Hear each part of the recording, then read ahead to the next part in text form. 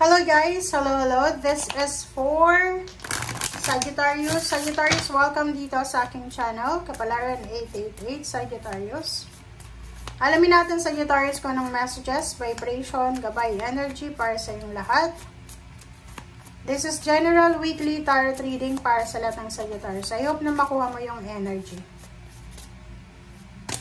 Okay.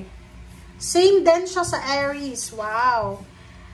Sinasabi ng baraha dito na Sagittarius, you need to stop controlling the situation.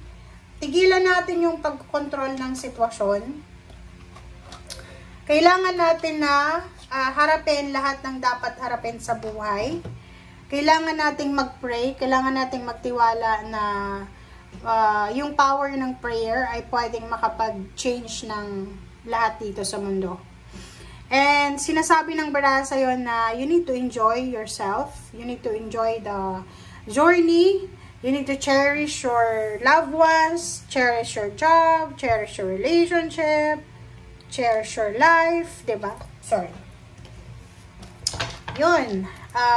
Sagittarius. Okay. Emperor. Wow. So, dito, sinasabi ng baraha sa'yo na Emperor, Wheel of Fortune, merong possible na empowerment, authority, na makukuha ka. So, maybe there's a higher salary, or maybe there's some salary increase, higher position, or maybe there's a connection, big connection, na pwedeng makatagbo ka ng big connection. Ang Wheel of Fortune na to, sinasabi ng baraha sa'yo na kung ano man ang pinagdadaanan mo sa ngayon, Sagittarius, isipin mo na ang lahat ng nangyayari sa buhay ng tao may dahilan. Like, bilog ang mundo eh. Kung wala kang pera ngayon, wala kang trabaho, down na down ka, hindi ibig sabihin na hanggang dyan ka na lang. Kasi bilog nga ang mundo eh. Umiikot siya. Everyday is a blessing. Everyday pwedeng mabago yung takbo ng buhay mo as long as na you are willing, you're ready na harapin yung mga pagsubok sa buhay. Okay? Ten of Cups, nakikita ko sa'yo dito na you need to protect your family.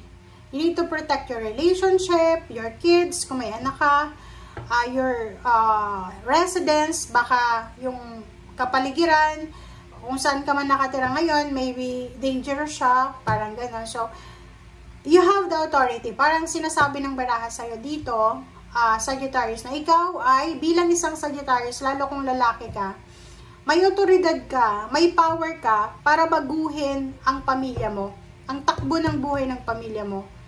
Well, hindi ka dapat naghihintay eh. Lalo kung lalaki ka, you have the authority, you have the power to change everything. Like, pwede mong baguhin yung buhay nyo, financially and emotionally. Pwede mong proteksyonan yung pamilya mo. Pwede mong proteksyonan yung relationship mo. Diba? Huwag kang masyadong umasa sa mga tao sa paligid mo kasi masasaktan ka lang.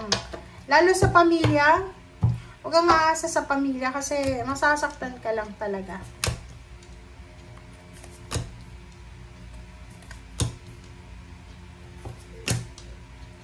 Alright, so, Sagi.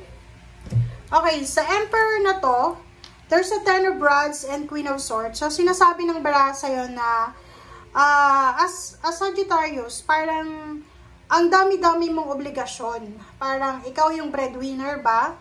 Ikaw yung naghahanap buhay, ikaw pa yung kumikilo sa bahay. So, parang sinasabi ng baraha sa'yo, kasi yung Ten of Rods, multitasking to eh. Yung parang, gusto niyang matapos agad-agad, nagmamadali. Naku, huwag kang magmadali. Okay? Enjoy mo yung proseso. Enjoy mo yung journey mo. Wheel of Fortune, Knight of Pentacles, and Two of Pentacles. Wow. Oh. Diba? Kasasabi ko lang sa'yo kanina. Ito yung sinasabi ko sa'yo kanina, Sagittarius, na lahat ng nangyayari dito sa mundo ay may rason. And dito sa Wheel of Fortune, sinasabi ng barahan na siguro ngayon, down na down ka, zero balance, walang pera, walang trabaho, walang suporta, walang gustong magpautang sa'yo, walang gustong magpahiram, walang gustong tumulong.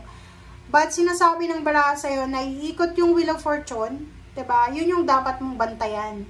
You need to prepare yourself Kasi, the Wheel of Fortune is moving na papunta sa'yo para bigyan ka ng blessings financially. So, halimbawa, kung ngayon, imbalance yung financial mo, sinasabi ng barahan na iikot yung Wheel of Fortune para bigyan ka ng balanse. Wow, diba? And there's a good news. Ihanda mo ang sarili mo, Sagittarius, kasi may balita, communication ka na matatanggap about money.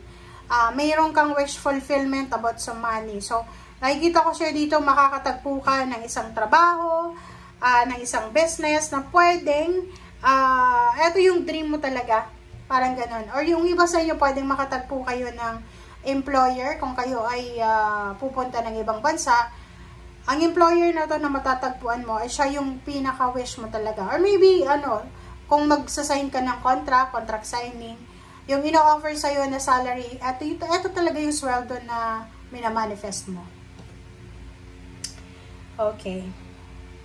Okay, 7 of Wands, and the Queen of Cups, and Ace of Pentacles. O, diba sinasabi ng baraha sa'yo dito na, kinakailangan mo daw, Sagittarius, ng proteksyonan ang iyong sarili. Sarili mo. You need to protect your peace. Unang-una yung peace mo. Okay? Self-love. Yung sarili mo, mahalin mo daw. Katahimikan, yung peace of mind. Isipin mo na emotion and money ay pareho sila na dapat mong proteksyonin. Hindi lang puro pera, hindi lang puro emotion. So, sinasabi ng baraha sa'yo dito na protect your loved ones, especially yung nanay mo. Kung buhay po yung nanay mo, kung may nanay ka pa, your mother, you need to protect your mother. Ace of Pentacles, sinasabi ng barahan na if ever may magsasay ng contract ngayon, may bago kang trabaho, may nag-offer sa'yo ng trabaho, or kano pa man, you need to protect your new job, new career, or new business, or kung ano man yan, na pwedeng bago na papasukin mo. Okay? And last two cards natin is 4 of Cups, the Moon and the Hermit. So, parang nakikita ko, itong the Hermit na to, tsaka the Moon, intuition. Makinig ka sa sinasabi ng iyong intuition. Face your fears. Kung ano man tong pinagdadaanan mo or takot mo, sinasabi, may liwanag dito eh. So, parang sinasabi na hanapin natin yung solusyon.